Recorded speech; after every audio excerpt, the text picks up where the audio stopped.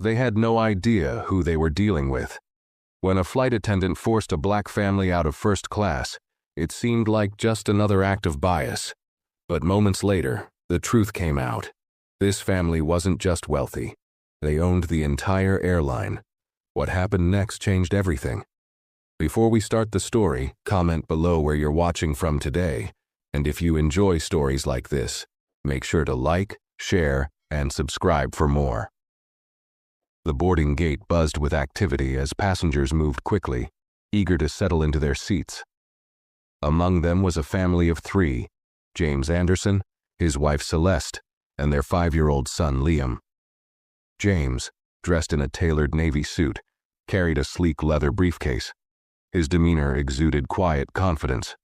Celeste, poised and radiant in a flowing ivory dress, held Liam's tiny hand as he skipped beside her, giggling. The family looked forward to their trip, a much-needed break from their hectic lives.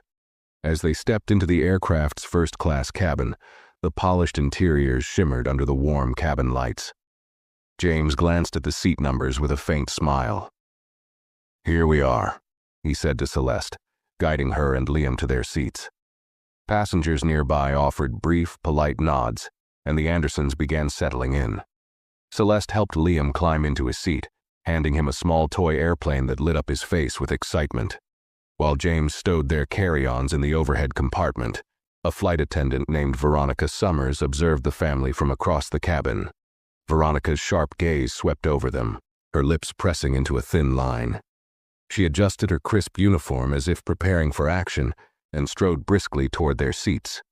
Her forced smile barely concealed the judgment behind her eyes.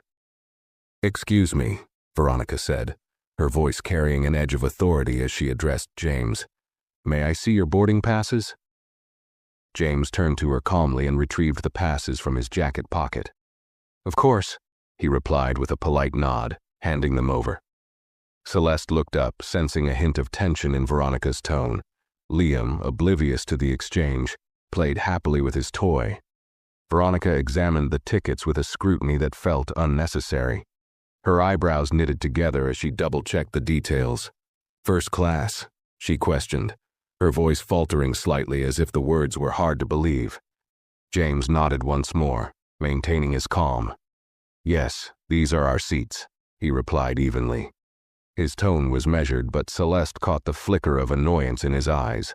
Veronica hesitated, her discomfort palpable. "I'm sorry, but I need to verify something with the front desk. Please remain seated," she said curtly before turning and walking away. Her footsteps were quicker now, her movements tense. As Veronica disappeared behind the curtain, James sat back in his seat, his face unreadable. "What was that about?" Celeste asked softly, her voice laced with concern. James placed a reassuring hand on her arm. "Probably a routine check. Don't worry about it," he said, though there was a slight tightening around his mouth that suggested otherwise. In the galley, Veronica was on the phone with a ground staff member, her voice low but urgent. "I have a situation here," she said, glancing back toward the cabin. "There's a family in first class, and I'm not sure their tickets are valid. Could you confirm their booking?" The ground staff member sounded confused. "The Andersons? Their tickets were purchased weeks ago, fully confirmed. Is there an issue?" Veronica paused, struggling to hide her irritation. "No issue," she muttered, ending the call abruptly. But instead of returning to the Andersons with an apology, her expression hardened. She adjusted her posture, taking a deep breath before heading back to the first-class cabin. When she approached their seats again, her voice was firmer. "I'm sorry, but I need you to step aside for a moment. There seems to be an error with your booking." Celeste's brows furrowed as she exchanged a glance with James. Liam looked up from his toy, confused by the sudden tension. James rose to his feet slowly, his calm exterior masking the frustration brewing beneath. "What kind of error?" he asked, his voice steady. "I need to confirm your seating," Veronica said, avoiding his gaze. She gestured toward the galley. "If you'd follow me, please." James hesitated but nodded, signaling Celeste to stay seated with Liam. As he followed Veronica, Whispers began to ripple through the cabin. Passengers exchanged curious glances, sensing something unusual was unfolding. Celeste watched them go, her unease growing. Liam tugged at her sleeve, sensing the change in atmosphere. "Mommy, what's happening?" he asked softly. She smiled at him, though her grip on his hand tightened slightly. "Nothing, sweetheart," she said gently. "Daddy's just sorting something out." But in her heart, she knew this was far from routine. Something wasn't right, and her instincts told her the situation was about to escalate. In the galley, James stood calmly, his presence unshaken as Veronica fumbled with her words. "Sir," she began, her voice tinged with an unusual mix of hesitation and authority. "We're trying to clarify a seating issue. It appears that your reservation might have been flagged." James raised an eyebrow, his tone sharp yet controlled. "Flagged? I booked these tickets weeks ago, fully paid and confirmed. What exactly is the issue?" Veronica crossed her arms, a defensive stance creeping into her posture. "It's not about payment. It's just that first class is a premium cabin, and we have to ensure all seating is accurate." James stared at her for a moment, processing the implication. His lips curved slightly, not in amusement but in disbelief. "Premium cabin?" he repeated. "Are you suggesting that I don't belong here?" Veronica stiffened, suddenly aware of how her words might have sounded. "Of course not," she replied quickly, her tone sharp as if to mask her discomfort. "I just need to follow protocol." James took a deep breath, his calm exterior betraying a flicker of irritation. "Very well," he said, his voice steady. "Let's resolve this quickly. My family is waiting." Meanwhile, back in the cabin, passengers whispered among themselves. Celeste felt the weight of their stares but kept her focus on Liam, who was now fidgeting with his toy. A middle-aged man seated across the aisle leaned toward her, his expression sympathetic. "Is everything okay?" he asked in a low voice. Celeste offered him a tight smile. "It's just a mix-up," she said, though her tone lacked conviction. The man nodded but cast a glance toward the galley, where James and Veronica had disappeared, sensing that there was more to the situation than met the eye. As James stood waiting, Veronica stepped away to speak with another flight attendant, a younger woman named Grace. Grace's brow furrowed as she listened, glancing toward James briefly. "Did you check the reservation system?" Grace asked, her tone cautious. Veronica frowned. "Yes, but it's not just about the ticket." "Look at him," she whispered, gesturing subtly in James's direction. "Does he seem like the usual first-class passenger?" Grace's eyes widened slightly in surprise. "You can't make those kinds of judgments," she replied firmly, her voice dropping to a whisper. "If his ticket is valid, that's the end of it." Veronica huffed, brushing past Grace to return to James. "Sir," she said, her tone clipped, "I'm afraid I'll have to ask you and your family to move to the main cabin until this is sorted out." James tilted his head slightly, his expression unreadable. "On what grounds?" he asked, his voice carrying a weight that made Veronica hesitate. "Like I said, it's protocol," she replied stiffly, avoiding his gaze. James's patience wore thin, his voice lowered, carrying a firmness that made Veronica flinch. "If you're suggesting we leave first class, I expect a clear and valid reason.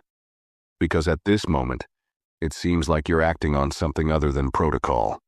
Veronica opened her mouth to respond but was interrupted by a sudden chime over the intercom. The captain's voice filled the cabin, calm yet commanding. "Ladies and gentlemen, please remain seated as we finalize some adjustments. We'll ensure your comfort for the remainder of the flight." The announcement barely registered with Veronica, who felt her composure slipping. James gave her a long, pointed look before pulling out his phone.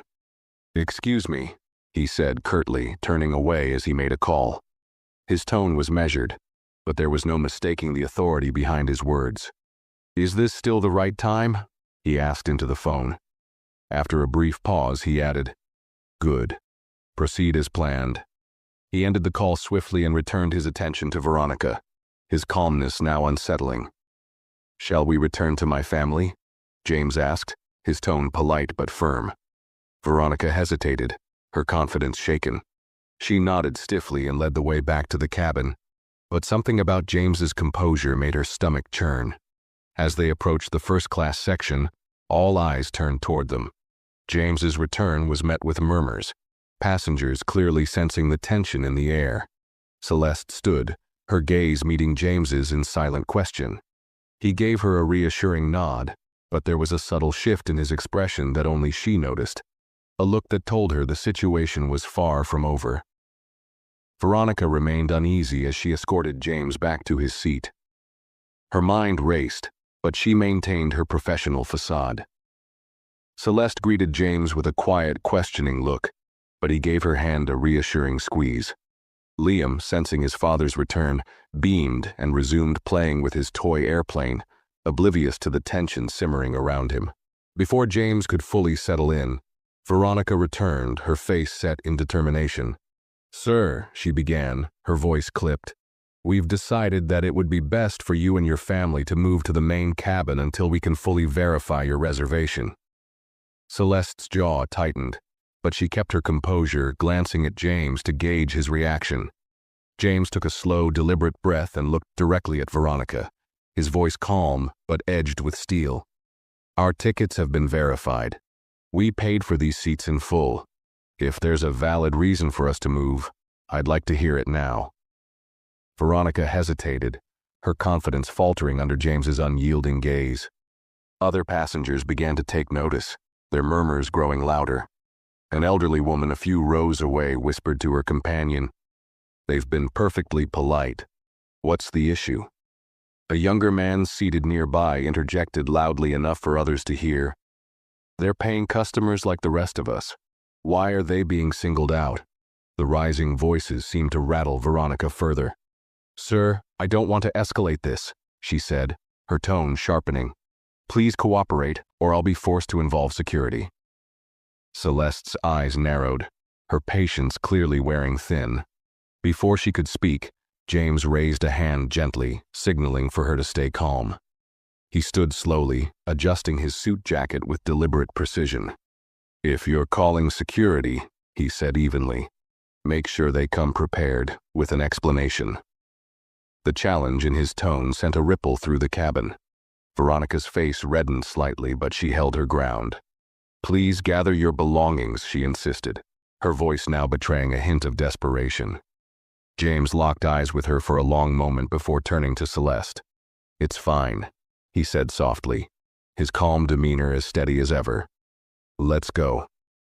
Passengers watched in silence as James, Celeste, and Liam stood to collect their things.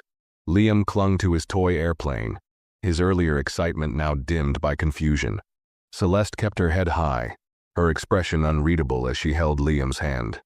James led the way toward the main cabin, his steps measured and deliberate, even as the weight of countless eyes bore down on them.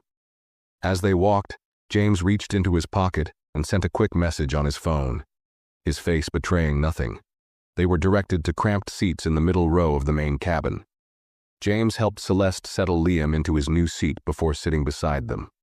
The contrast between the space and luxury of first class and the tight confines of the main cabin was stark, but neither James nor Celeste showed any outward reaction. Meanwhile, Veronica returned to the galley, her nerves fraying as she overheard the murmurs from first-class passengers. "That wasn't right," one man muttered. "They had tickets. Why treat them like that?" Another added, "This is going to backfire." Veronica ignored the comments, but her discomfort grew. As she reached the galley phone, it buzzed, startling her. She picked it up hesitantly, her voice shaky. "This is Veronica," she said. The captain's voice came through, firm and no nonsense. "Miss Summers, I just received a call from the airline's executive team. They've been contacted directly by a passenger on this flight. I need to know exactly what's going on." Veronica's stomach dropped. She stumbled over her words, her confidence evaporating. It was just a routine issue," she stammered. "I thought there might have been a mistake with their tickets." There was a long pause on the other end, and when the captain spoke again, his tone carried a warning. "You need to handle this carefully. We cannot afford a situation like this.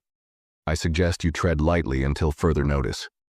Veronica hung up the phone, her palms sweaty. She glanced toward the main cabin where James sat with his family, his expression calm but with a quiet intensity that made her stomach churn. For the first time, she felt the weight of her decisions bearing down on her, and the growing sense that she had underestimated who she was dealing with. James sat in the main cabin, his posture straight and composed, as if the downgrade to a cramped seat hadn't fazed him.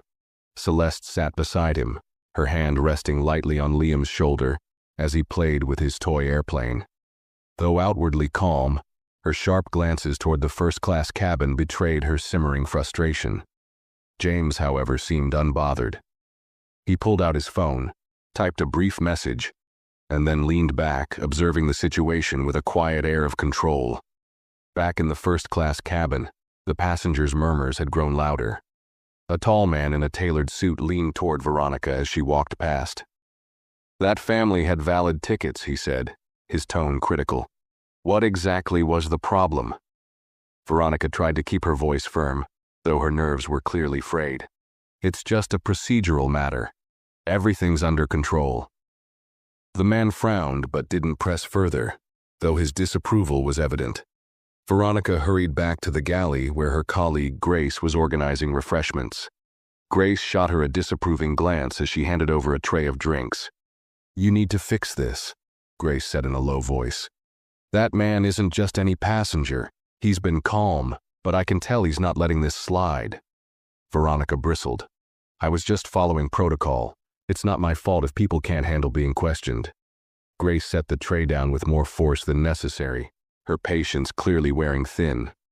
"Protocol doesn't mean you single people out based on assumptions, and now you've turned the entire cabin against you." Veronica opened her mouth to retort but stopped when the galley phone buzzed again. Her stomach twisted as she picked it up. This time the voice on the other end wasn't the captain's. It was the airline's executive office. "Miss Summers," a calm but firm voice said, "we've received a direct complaint from a passenger on your flight. It's regarding the handling of a seating issue in first class." Veronica's breath caught. "I was just following." The voice cut her off sharply. "Save your explanations. You've removed a family with fully confirmed first-class tickets. The passenger in question is James Anderson. I suggest you look up his name in the system immediately." Veronica's hand trembled as she ended the call. She turned to the nearby service computer, her fingers fumbling over the keyboard. When James Anderson's profile appeared on the screen, her heart sank. Beside his name was a special designation: Executive Level Primary Shareholder. Veronica's mouth went dry. This wasn't just any passenger. James Anderson wasn't simply wealthy, he was one of the airline's owners. Back in the main cabin, James watched as Veronica emerged from the galley, her face pale and her steps less confident. She approached their row hesitantly, her usual air of authority conspicuously absent. "Mr. Anderson," she began, her voice low and uneven. "I'd like to apologize for the inconvenience. It seems there was an error on my part." James turned to her slowly, his expression calm but unreadable. "An error," he repeated, his tone neutral. "You removed my family from first class based on what exactly?" Veronica swallowed hard, her words faltering. I made a mistake in verifying your reservation. I assure you it won't happen again." Celeste looked at Veronica sharply, her composure cracking. "You embarrassed my family in front of an entire cabin. You made assumptions about us without any cause. Do you really think an apology is enough?" Liam looked up at his mother, sensing her anger, and shifted uncomfortably in his seat. James placed a calming hand on her arm. "Celeste," he said softly, his voice steady, "let's not escalate this here." He turned back to Veronica, his gaze piercing. "I'll handle this matter directly with your superiors," he said, his tone controlled but firm. "For now, we'll remain where we are." Veronica nodded stiffly, unsure how to respond. She retreated back to the galley, her steps quick and unsteady. The full weight of her mistake was sinking in, but she still didn't grasp how far-reaching the consequences would be. James leaned back in his seat, a faint smile playing at the corners of his lips. He had made his move, and now it was only a matter of time. Veronica returned to the galley, her hands trembling as she gripped the counter for support. The realization of who James Anderson truly was left her reeling. She replayed every interaction with the family, each one now a glaring indictment of her actions. She glanced nervously at Grace, who was watching her with a mix of disappointment and pity. "Did you know?" Veronica whispered, her voice shaky. Grace sighed, shaking her head. "No, but it doesn't matter. You treated them unfairly, and now it looks like you're going to answer for it." Veronica's stomach churned. Before she could respond, the galley phone buzzed once more. She hesitated, her fingers hovering over the receiver before finally picking it up. The captain's voice was tense. "Miss Summers," he said, his tone leaving no room for argument. "I've just received another call from the executive office. Mr. Anderson's identity has been confirmed and they're not happy. The instructions are clear. He and his family are to be reinstated in first class immediately. And you're to personally deliver an apology." Veronica's grip on the phone tightened. "Understood," she managed to reply, her voice barely above a whisper. When the line went dead, she leaned against the counter, her heart racing. Grace crossed her arms, her gaze unrelenting. "You brought this on yourself. Do the right thing before it gets worse." Summoning what little courage she had left, Veronica prepared herself. She adjusted her uniform and walked back toward the main cabin. Every step felt heavier than the last, the weight of her mistake pressing down on her.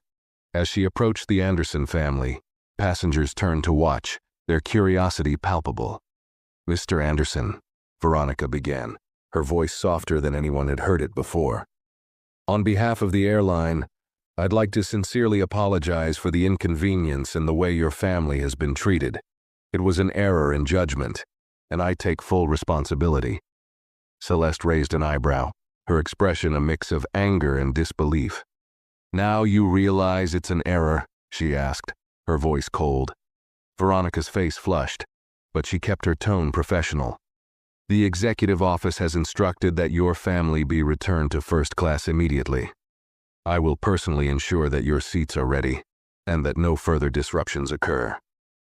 James looked at her for a long moment, his expression unreadable. Then, with a small nod, he stood and gestured for Celeste and Liam to follow. Celeste held Liam's hand tightly as they walked past Veronica, her back straight and her gaze forward. Liam, still unaware of the gravity of the situation, clutched his toy airplane as he skipped slightly beside his mother. When they reached first class, Veronica busied herself preparing their seats, ensuring every detail was perfect. She placed sparkling water on the tray tables and adjusted the pillows with trembling hands. James, Celeste, and Liam settled in, their demeanor calm but distant. As Veronica stepped back, she offered a final apology. "If there's anything else you need, please let me know." James nodded slightly, his tone polite but firm. "We'll let you know." Veronica retreated to the galley, her face pale and her nerves frayed. She had followed the captain's orders, but the damage was already done. The murmurs in first class had subsided, but the disapproving looks from the passengers lingered. Grace, standing quietly in the galley, shook her head as Veronica returned. "It's not over," Grace said quietly. "You know that, right?" Veronica didn't respond. She knew Grace was right. James's calm demeanor wasn't one of forgiveness.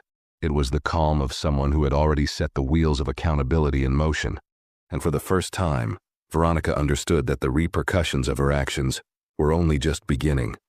As the flight settled back into a semblance of normalcy, Veronica tried to focus on her remaining duties, but her mind was clouded with anxiety. Every glance from the passengers felt like a silent judgment, every interaction a reminder of her earlier mistake. She glanced toward the first-class cabin where James and his family sat. They seemed composed, yet their presence weighed on her heavily. James, however, was far from passive. Sitting upright in his seat, he tapped methodically on his phone, his movements deliberate. Beside him, Celeste leaned back, her expression unreadable, while Liam happily sipped juice from a small carton. The serene picture they painted only added to the growing unease in the cabin. Veronica wasn't the only one feeling the tension. Grace, quietly observing, had overheard murmurs among the first-class passengers. "Do you think they'll file a formal complaint?" one man whispered to his companion. Another passenger responded, "If it were me, I'd take it straight to the top." In the galley, the phone buzzed once again. Veronica froze, the sound now synonymous with dread. She picked it up hesitantly, her voice shaking. "This is Veronica." The captain's voice was sharper this time. "Miss Summers, I've just received another update from the executive office. Mr. Anderson's legal team is monitoring the situation closely. They've requested a full account of events, and they'll be waiting upon landing. I suggest you prepare yourself." Veronica's grip tightened on the receiver. "Yes, Captain," she replied weakly before hanging up. The message was clear. James Anderson wasn't letting the incident fade into the background. Back in first class, James finished typing another message and leaned back, finally setting his phone down. Celeste glanced at him curiously. "You've been quiet," she said softly, her tone filled with understanding. James looked at her, his expression calm but resolute. "This isn't just about us," he replied. "This is about accountability. People like her need to understand that actions have consequences." Celeste nodded, her gaze softening. She knew her husband's approach, measured, deliberate, and effective. It was what had propelled him to where he was today, a man of influence who never tolerated injustice, no matter how small. Meanwhile, Veronica paced in the galley, her nerves unraveling. Grace approached her cautiously. "What's the plan now?" Grace asked. Veronica shook her head, her voice barely audible. "I don't know. I never thought something like this would spiral so far." Grace's expression hardened. "You should have thought about that before treating them the way you did. Now it's out of your hands." Veronica glared at her but said nothing, the truth of Grace's words cutting deeper than she wanted to admit. The remainder of the flight dragged on, the hum of the engines doing little to mask the tension. Passengers in first class occasionally glanced toward James and his family, their expressions a mix of curiosity and respect. Others simply pretended not to notice, though their whispered conversations betrayed their interest. As the plane began its descent, the captain's voice came over the intercom. "Ladies and gentlemen, we'll be landing shortly. Please ensure your seatbelts are fastened and your tray tables are in their upright positions. Cabin crew, prepare for landing." James adjusted his seat and leaned toward Celeste. "This will be over soon," he said quietly. She gave him a small, supportive smile, her hand resting briefly on his. In the galley, Veronica stared at the clock, her chest tightening with every passing minute.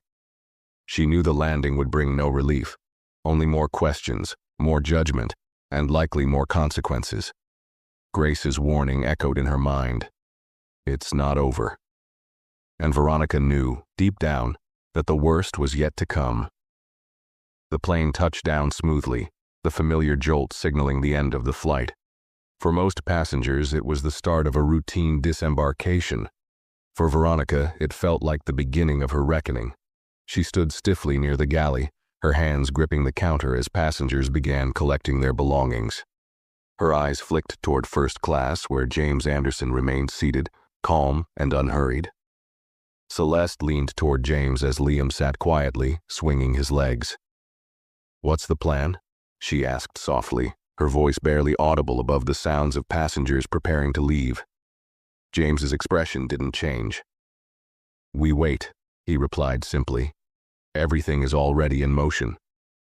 As the first-class passengers began filing out, many cast curious glances at James and his family. One man stopped briefly by James's seat, hesitating before speaking.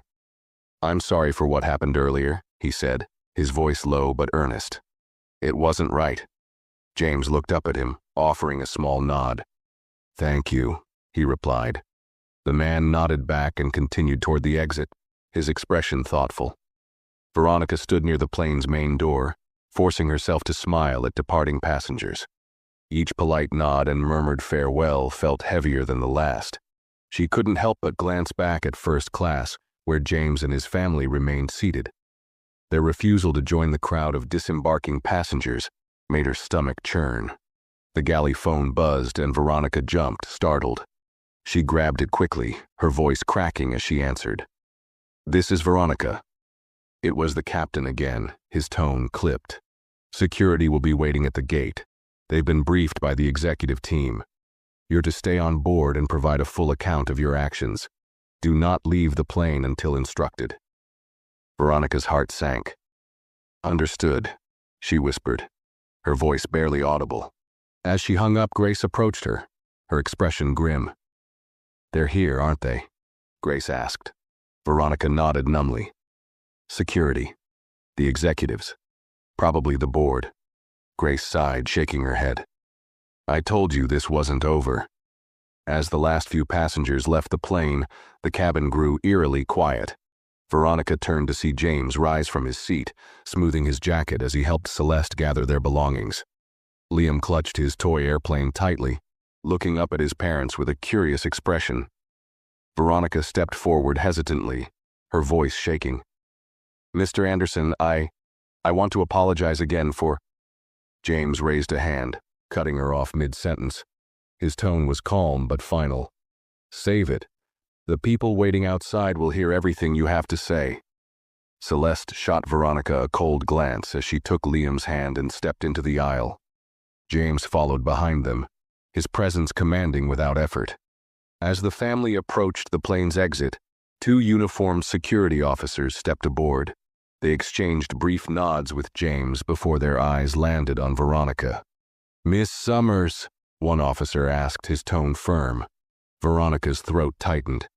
"Yes," she managed, her voice barely above a whisper. "We'll need you to remain on the plane for questioning," the officer said.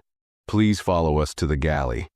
James paused briefly at the door, turning back to look at Veronica. His expression remained calm, but there was a sharpness in his eyes that sent a chill through her.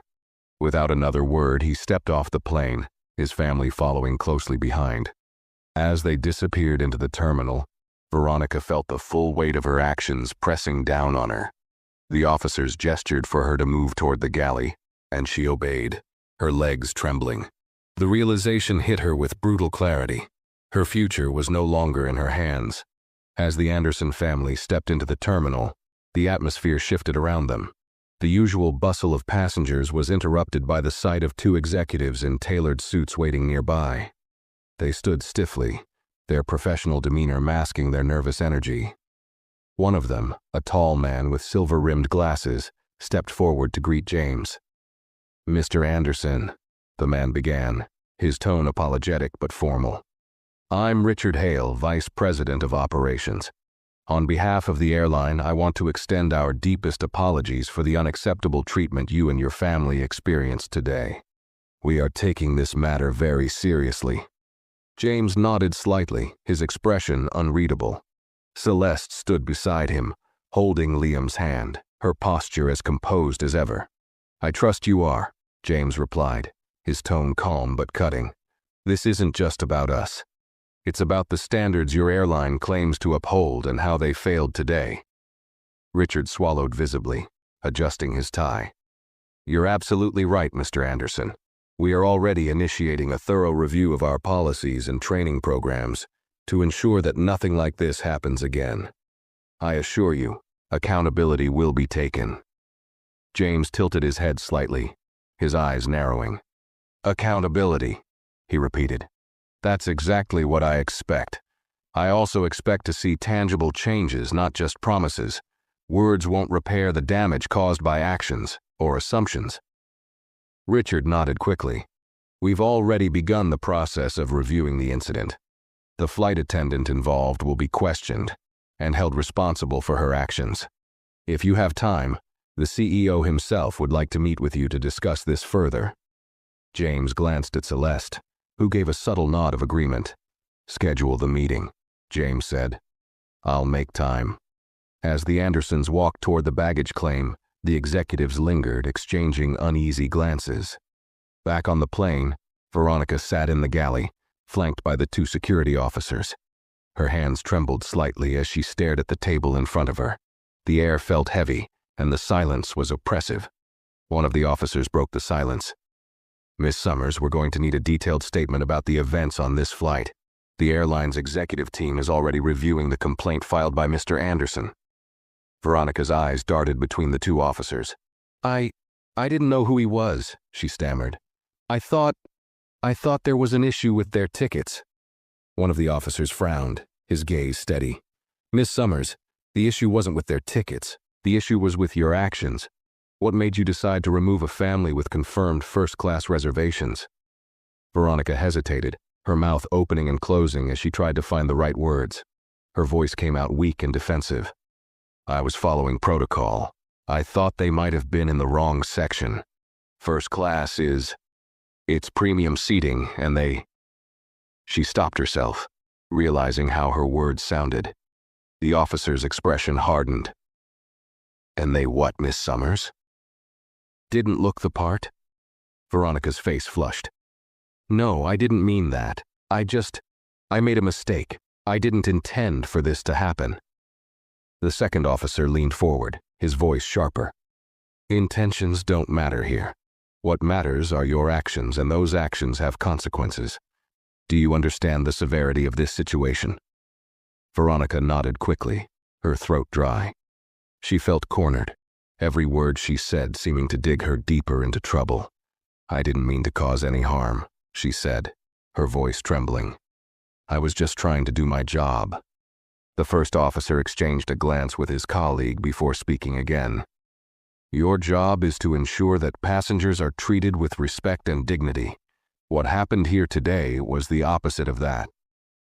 As Veronica sat in stunned silence, the weight of their words settled over her. For the first time, she began to fully grasp the gravity of her actions, not just for her own career, but for the harm she had caused to the Anderson family. Her stomach churned as she thought of James's calm, piercing gaze and Celeste's quiet but powerful presence. She had underestimated them, and now she was facing the fallout. Meanwhile, in the terminal, the Andersons arrived at the baggage claim. Liam, holding tightly to his toy airplane, watched the conveyor belt with excitement. James and Celeste stood quietly, their calm exterior masking the whirlwind of emotions beneath the surface. "Do you think they'll actually do anything?" Celeste asked, her voice low. James glanced at her, his eyes thoughtful. "They'll have no choice," he replied. "The airline's reputation is at stake now. If they don't act, this will become a much bigger problem for them." As the conveyor belt began moving, James's phone buzzed in his pocket. He pulled it out, reading the notification. It was a message from his legal team, confirming that the incident had already been escalated to the airline's board of directors. James's lips curled into a faint smile as he put the phone away. "They'll act," he said simply, his tone carrying a quiet confidence. "And if they don't, I'll make sure they regret it." The family collected their luggage and moved toward the exit, their steps steady and purposeful. Behind them, whispers from passengers who had witnessed the earlier incident filled the air. Some expressed sympathy, others outrage, but one thing was clear. The events of this flight wouldn't be forgotten anytime soon. For James, the day wasn't over yet. There were meetings to attend, decisions to make, and changes to enforce. As he stepped into the waiting car outside the terminal, he glanced back at the airport one last time. The storm he had set in motion was only beginning. The drive away from the airport was quiet, but the weight of the day hung heavily in the air. James stared out the car window, his fingers drumming lightly on the leather seat. Celeste sat beside him, her hand resting on Liam's lap as the boy dozed off, his toy airplane still clutched in his small hands. The hum of the car engine was the only sound, but James's mind was far from at rest. "We can't let this go, James," Celeste finally said, breaking the silence. Her voice was calm but carried an edge of determination. "This wasn't just an insult to us. It's a reflection of something bigger. If this can happen to us, imagine how often it happens to people without the means to fight back." James nodded slowly, his gaze fixed on the passing cityscape. "I know," he said quietly. "That's why I've already set the wheels in motion. This isn't just about today. It's about setting a precedent. Celeste leaned back, her expression softening. She trusted James's methodical nature, his ability to turn personal affronts into broader change. But part of her still simmered with anger at the humiliation they'd endured. It wasn't just her, she added, her tone sharpening. It was the entire system that made her think she could act that way. James turned to her, his eyes meeting hers. That's exactly what we're going to address, he said firmly. As the car pulled into the driveway of their home, Liam stirred, rubbing his eyes and yawning. Celeste scooped him up, carrying him inside while James lingered in the car for a moment. He pulled out his phone and reviewed the messages from his legal team. There was already confirmation that the airline's board had been notified of the incident, along with an official statement from their public relations team expressing regret and promising immediate action. But James wasn't interested in hollow words or surface-level damage control. He composed a quick email, addressed to the airline's CEO, and copied to the board of directors. The tone was professional but unyielding. The treatment my family and I experienced on Flight 237 today was unacceptable and reflective of deeper issues within your company. This is not about a single employee's behavior. It's about the culture that allowed such behavior to occur. As a primary shareholder, I am requesting a full investigation into this incident and a detailed plan for corrective action. This includes the implementation of mandatory sensitivity and bias training for all employees, the establishment of stronger accountability measures, and a public commitment to ensuring respect and fairness for every passenger. I will expect a formal response within 48 hours, outlining your proposed steps. Please understand that this is not a request. It is an expectation. After hitting send, James stepped out of the car, his mind focused on what lay ahead. Inside the house, Celeste was tucking Liam into bed.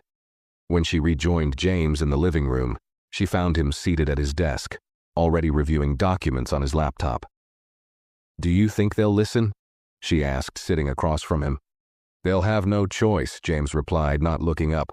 "This isn't just a PR issue for them. It's a liability, and I intend to make sure they understand that."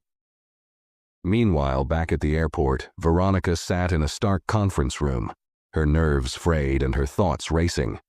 She had been escorted there after the security officers finished their initial questioning. Now, she waited for the airline's internal review team to arrive. The room was cold and quiet, save for the ticking of a clock on the wall. When the door finally opened, 3 individuals entered: a man in a gray suit, a woman with sharp features and a clipboard, and a younger man who carried a laptop. They took their seats across from Veronica, their expressions neutral, but their presence imposing. "Miss Summers," the woman began, her tone brisk. "We've been tasked with conducting a preliminary review of the incident that occurred on Flight 237. This is not a formal hearing, but we will be documenting your account in detail. Do you understand?" Veronica nodded stiffly, her voice caught in her throat. "Yes." The man in the gray suit adjusted his glasses and leaned forward. "Let's begin with a basic question. What made you decide to remove Mr. Anderson and his family from their first-class seats?" Veronica hesitated, her mind scrambling for the right words. I thought there was a mistake," she said weakly. "I thought their tickets might not have been valid." The younger man typed something into his laptop, the sound of the keys echoing in the silent room. The woman with the clipboard raised an eyebrow. "You thought?" she repeated. "Based on what exactly?" Veronica's face flushed. They didn't look like first-class passengers," she admitted, her voice barely above a whisper. The room fell silent, the weight of her words hanging in the air. The woman with the clipboard exchanged a glance with her colleagues before speaking again. "Miss Summers, do you understand how problematic that statement is? First-class passengers are not defined by appearance." Veronica nodded quickly, her palms sweaty. "I realize that now," she said, her voice trembling. "I made a mistake. I was just trying to do my job." The man in the gray suit leaned back, his expression unreadable.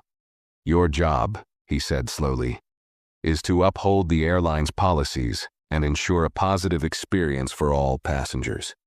Today, you failed to do that in a way that has significant implications, not just for you, but for the entire company." Veronica stared down at her hands, the enormity of her mistake sinking in. She had thought she was exercising authority, but instead she had exposed the cracks in her judgment, and now she was facing the consequences. The review team continued questioning her for what felt like hours, dissecting every decision she had made during the flight. By the time the session ended, Veronica felt hollow, as if the life had been drained from her. She knew her future with the airline was hanging by a thread, and she wasn't sure how much longer it would hold. As she was escorted out of the room, she caught a glimpse of a large screen displaying news headlines. One caught her eye, making her stomach drop. "Primary airline shareholder demands reform after discriminatory incident on board." Veronica's heart sank further. It was clear this was only the beginning of the fallout. The news of the incident spread like wildfire. By the time the Anderson family arrived home, headlines were already flooding social media and news outlets. Titles ranged from "Airline in hot water after mistreatment of shareholder's family" to "Discrimination on board, family forced to move despite first-class tickets." Each article painted a damning picture of the airline's policies, or lack thereof. James sat in his home office, scrolling through the coverage. The response was overwhelming. Public sentiment leaned heavily in his favor, with users on social media expressing outrage and sharing their own stories of bias and unfair treatment. Many tagged the airline directly, demanding answers and accountability. James's phone buzzed nonstop with calls and messages, but he ignored most of them, focusing instead on preparing for his meeting with the airline's CEO the following day. In the living room, Celeste watched a news segment that featured a panel discussion about the incident. "This isn't just about a family being moved from their seats," one commentator argued. "This is about the systemic biases that persist in customer-facing industries. The fact that this family had to endure such humiliation, despite having valid tickets, highlights a deeper issue." Celeste muted the television, her expression thoughtful.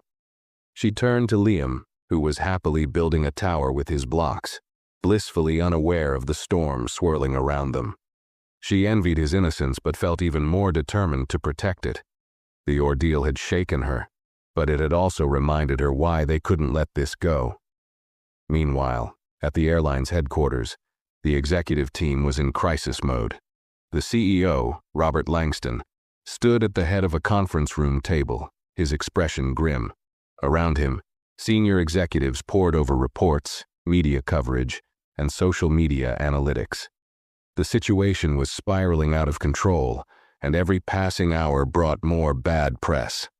"This is a disaster," one executive muttered, flipping through a stack of papers. "We've had PR issues before, but this is different. This involves one of our primary shareholders. If we don't handle this carefully, we could lose him. And worse, our reputation." Robert held up a hand, silencing the room. "What's the status on the internal review?" he asked, his tone clipped.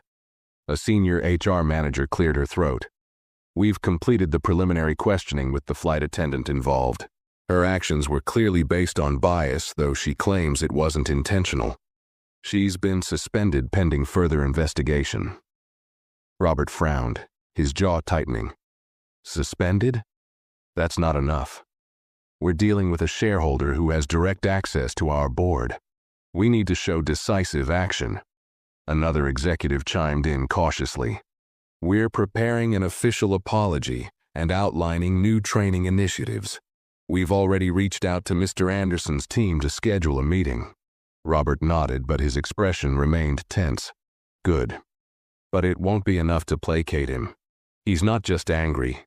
He's a man who understands leverage. He's going to push for systemic change, and we have to be ready to deliver."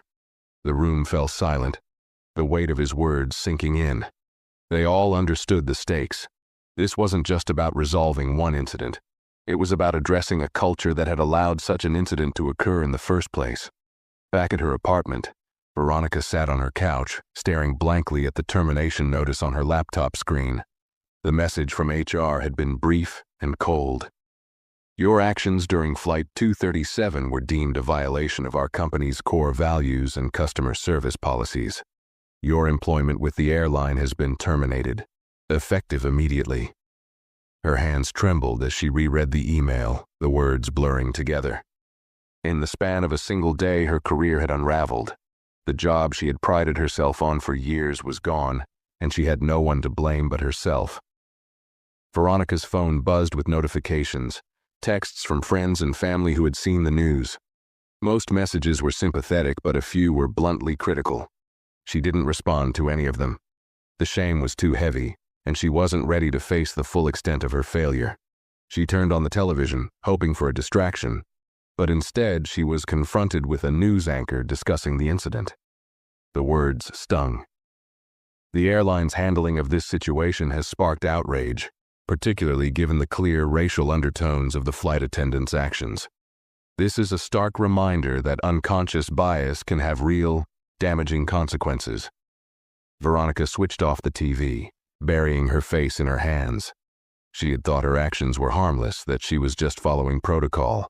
But now, the truth was glaringly obvious. Her biases had blinded her, and her snap judgment had caused harm not only to the Andersons, but to the reputation of the company she once loved.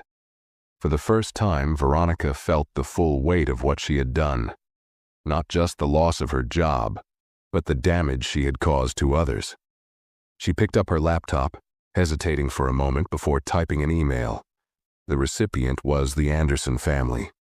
"Dear Mr. and Mrs. Anderson," she began. "I am writing to apologize sincerely for my actions on Flight 237. I now realize how my biases influenced my decisions, and I deeply regret the hurt and humiliation I caused your family. My actions were inexcusable, and I take full responsibility for them." She paused, her fingers hovering over the keyboard. She didn't expect forgiveness, but she wanted to express her regret. After finishing the email, she hit send and sat back, staring at the screen. It was a small step, but it was all she could do. As night fell, James sat in his study, reviewing a draft of the airline's proposed plan for reform. It was thorough, outlining mandatory training programs, new accountability measures, and a commitment to fostering a more inclusive culture. While it was a step in the right direction, James knew it would take more than words to enact real change.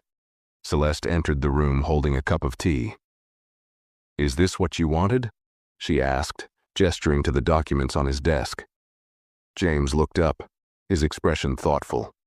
"It's a start," he said, "but it's not enough. Not yet."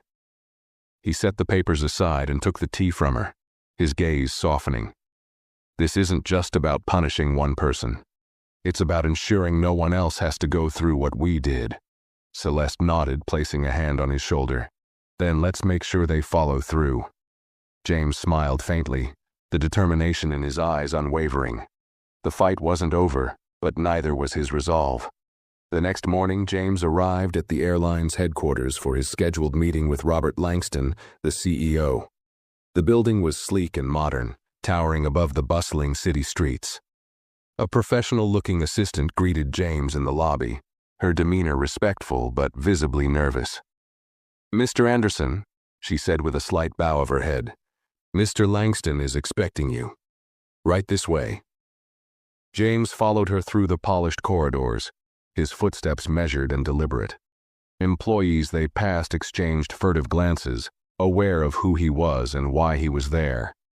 When they reached the executive conference room, the assistant opened the door and gestured for him to enter. Robert Langston stood to greet James, extending a hand. "Mr. Anderson, thank you for taking the time to meet with us. We deeply regret the circumstances that brought us here." James accepted the handshake, his expression calm but firm. "Let's get straight to it," he replied, taking a seat. "Regret is only meaningful if it's followed by action." Robert nodded, his face tightening. "I completely agree. Allow me to walk you through the steps we've already taken. He gestured to a large screen on the wall, which displayed a detailed presentation. Our response includes several immediate measures, Robert began. First, the flight attendant involved has been terminated. We've also launched mandatory sensitivity and bias training for all employees, starting with customer-facing roles. Additionally, we're implementing a stricter accountability framework to address and prevent incidents like this in the future. James listened without interrupting, his eyes scanning the slides on the screen. The proposed changes were comprehensive, but he wasn't ready to accept them at face value. When Robert finished, James leaned forward, his hands clasped. "This is a step in the right direction," James said. "But let's not pretend that firing one person and announcing training programs will fix the underlying issues. This isn't just about one incident. It's about the culture of your organization.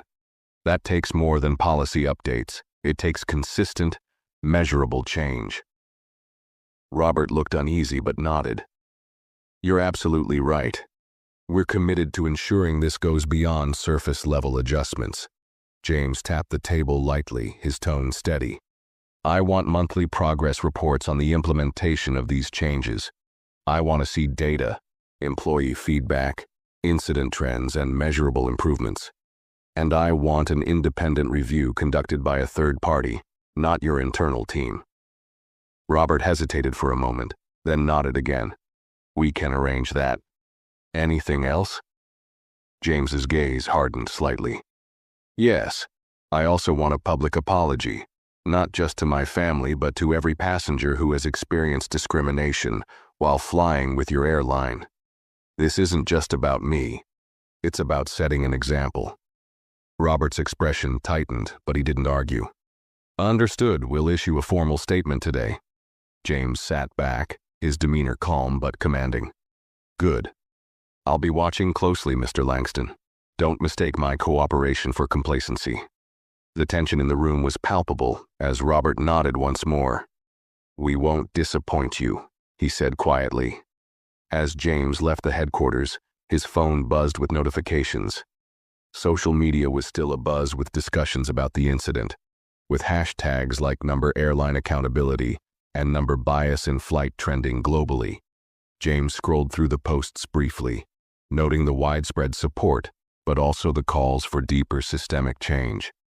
This wasn't just about his family anymore. It had become a flashpoint for a larger conversation. Back at home, Celeste was seated at the kitchen table, her laptop open as she read an email from the airline's PR team. The message outlined their planned public statement, which included an apology and a commitment to addressing the issues raised by the incident. Celeste forwarded the email to James with a simple note. "What do you think?" James read it as he entered the house, setting his bag down. He replied with a single word: "Adequate." Celeste looked up as he entered the kitchen, a knowing smile on her face. "Adequate?" she teased lightly. "That's high praise from you." James chuckled, leaning against the counter. "It's a start," he said, "but there's still a long way to go." Celeste nodded, her expression thoughtful. "Do you think they'll follow through? Or is this just damage control?" James's eyes narrowed slightly. "If they don't follow through, I'll make sure they wish they had." At the airline, the ripple effects of the incident were already being felt. Employees gathered in break rooms and hallways, whispering about the changes that were coming. Some were relieved, welcoming the focus on bias and accountability. Others were skeptical, doubting that a company so large could change its culture so quickly. Veronica, meanwhile, was nowhere to be seen. Her termination had been the subject of quiet conversations among her former colleagues, many of whom expressed shock at how quickly the situation had escalated. But for those who had witnessed her actions firsthand, the consensus was clear. She had crossed a line, and the consequences were unavoidable. Grace, who had worked closely with Veronica on the flight, reflected on the ordeal as she prepared for her shift. She had always known that the airline's culture had its flaws, but seeing them so blatantly exposed had been a wake-up call. She vowed to approach her own work differently, ensuring that no passenger ever felt the way the Andersons had been made to feel. That evening, as James and Celeste prepared for bed, Liam peeked into their room, his toy airplane clutched in his hand. "Mommy, Daddy?" he asked, his voice small. "Are people still mad about what happened on the plane?" James knelt down, pulling Liam into a gentle hug. "Some people are upset, buddy," he said softly. "But it's because they want things to get better, and we're helping them do that." Liam nodded, his eyes wide. "Are you going to fix it?" James smiled, ruffling his son's hair. "That's the plan." As Liam returned to his room, Celeste looked at James, her expression a mix of pride and determination. "We are going to fix it," she said quietly. "Not just for us, but for everyone." James nodded, his resolve unwavering. "This isn't the end," he replied. "It's just the beginning." The following morning, news outlets buzzed with the airline's public statement, which had gone live overnight. The apology was thorough and direct, acknowledging the incident involving the Anderson family and outlining immediate steps being taken to address the broader issues. The statement read, in part, "We deeply regret the incident that occurred on Flight 237, involving Mr. Anderson and his family. This event does not reflect our values, and we are committed to taking meaningful action to prevent such situations in the future. Effective immediately, we are implementing mandatory training programs, strengthening our policies, and conducting a third-party review of our organizational practices to ensure equity and respect for all passengers." The statement ended with a direct apology to the Anderson family, recognizing James's role as a shareholder and, more importantly, as a valued customer who deserved better. Social media exploded with reactions. While some commended the airline for owning up to its mistakes, others were skeptical, accusing the company of damage control. The hashtags number accountability matters and number flyfair continued to trend, fueling debates about systemic biases in customer service industries. James read the statement while sitting at the breakfast table, his expression thoughtful. Celeste, seated across from him with a cup of coffee, watched him closely. "Well?" she asked. "It's a solid first step," James said, setting his phone down. "But now they'll have to prove they mean it." Celeste nodded, her expression serious. "And what about Veronica? Do you think she learned anything from all of this?" James paused, considering the question. "That's not up to me," he said finally. "But I hope she did. People like her are part of the problem, but they can also be part of the solution if they're willing to change." Meanwhile, Veronica sat in her small apartment, scrolling through the same news coverage. The public apology from the airline had done little to ease her sense of guilt. If anything, it deepened it. Every headline, every comment about the incident felt like a personal indictment. She opened her email inbox, rereading the message she had sent to the Anderson family the night before. There had been no response yet, but she hadn't expected one. She wasn't sure she deserved forgiveness, but sending the apology had felt necessary, a small step toward taking responsibility. Her phone buzzed, pulling her out of her thoughts. It was a text from Grace. "Grace, I heard about your termination. I hope you're doing okay. This whole thing has been a mess, but maybe it's a chance to start fresh." Veronica stared at the message for a long moment before replying. "Veronica, thanks, Grace, I'm trying. I have a lot to think about." Grace's reply came quickly. "Grace, if you ever want to talk, let me know. We've all made mistakes. It's how we learn from them that matters." Veronica set the phone down, her mind racing. Grace's words stuck with her. It's how we learn from them that matters. She wasn't sure what her next step would be, but she knew she couldn't go back to who she had been before. Change had to start somewhere, and it had to start with her. At the airline's headquarters, Robert Langston stood in front of the board of directors, presenting the company's plan for reform. James sat at the end of the table, his presence commanding even in silence. The room was tense as Robert outlined the changes being implemented, from the new training programs to the independent reviews. When Robert finished, he turned to James. Mr. Anderson, we're confident that these measures will address the issues you've raised. We value your feedback and your commitment to holding us accountable. James leaned forward, his gaze sharp. This is a good start, he said. But it's just that, a start. I'll be watching closely to ensure these changes are more than just promises on paper. The board members exchanged uneasy glances, but none dared to argue. James's influence was clear and his resolve left little room for doubt.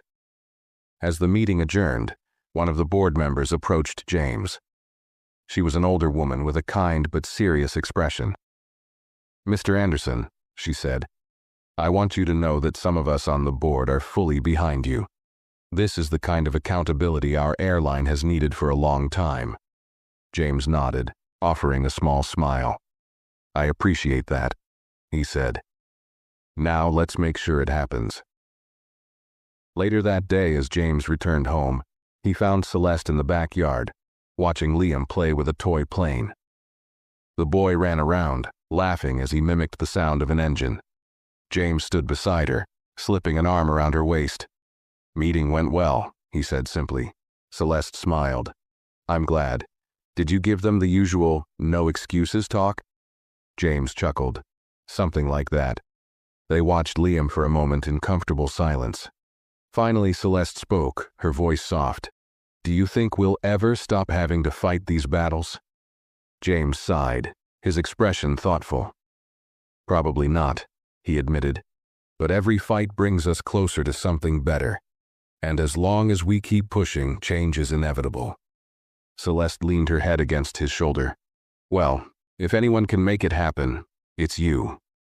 James smiled, his gaze steady. "It's us," he corrected. "We're in this together." As Liam's laughter filled the air, the weight of the past few days began to lift. The journey wasn't over, but they were ready for whatever came next. The ripple effects of the incident on Flight 237 continued to spread, transforming conversations about bias and accountability, not just within the airline, but across the aviation industry. News outlets reported on the airline's reforms, hailing it as a turning point for how companies address systemic issues. Other airlines announced similar reviews of their policies, spurred by the public pressure and the undeniable influence of James Anderson's actions. The Anderson family's story became more than just a headline. It became a catalyst for change. Advocacy groups used the incident as a rallying cry, demanding better training and policies across customer service industries. Social media platforms buzzed with stories from passengers who had faced similar discrimination, their voices amplified by the spotlight on the airline's response. At home, James and Celeste watched the developments with cautious optimism. It wasn't about the attention or the accolades. It was about seeing real change take root. Their fight had never been about revenge. It had always been about ensuring that no one else would have to endure what they had. One afternoon, James received an email from the airline's CEO. The subject line simply read, "Progress Report." Inside, the message detailed the initial results of the reforms. Mandatory training programs had been launched, with over 80% of employees completing the first phase.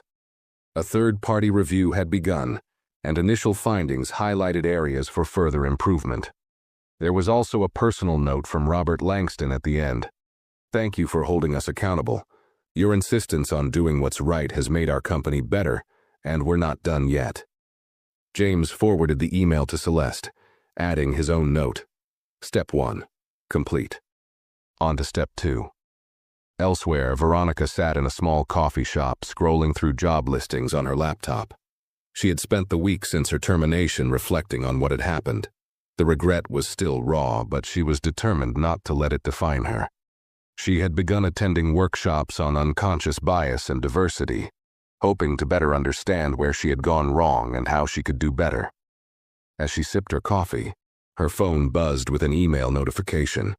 It was a reply from the Anderson family, one she hadn't expected. "Ms. Summers," it began, "thank you for your apology. While we cannot undo what happened, we appreciate your acknowledgement of the harm caused. Growth begins with accountability, and we hope you continue to pursue it." Veronica stared at the email, a lump forming in her throat. It wasn't forgiveness, but it was a step. She closed her laptop, her resolve strengthening. She couldn't change the past, but she could build a better future, one decision at a time. A month later, James found himself on another flight with his family. This time, the atmosphere was different. The staff greeted them warmly but without hesitation, their professionalism unwavering. As they settled into their seats in first class, Celeste looked at James with a small smile. "Do you think they know who you are?" she asked playfully. James chuckled, shaking his head. "It doesn't matter if they do. What matters is that they're treating everyone the way they should." As the plane taxied down the runway, Liam leaned over, holding up his toy airplane. "We're flying again, Daddy," he exclaimed, his face lighting up with excitement. "Yes, we are," James said, smiling at his son. He glanced at Celeste, her calm, radiant presence grounding him as always. This was what it was all for. Not power, not recognition, but the simple dignity of being treated fairly. As the plane lifted into the sky, James leaned back in his seat, watching the clouds drift past the window. He knew the work wasn't finished. There would always be more to fight for, more to improve. But for now, he allowed himself a moment of peace, knowing that the journey they had started was already making a difference. And sometimes, he thought, that was enough. Thanks for watching. If you enjoyed this video, don't forget to hit the like button, share your thoughts in the comments, and subscribe to the channel for more stories like this. See you in the next one.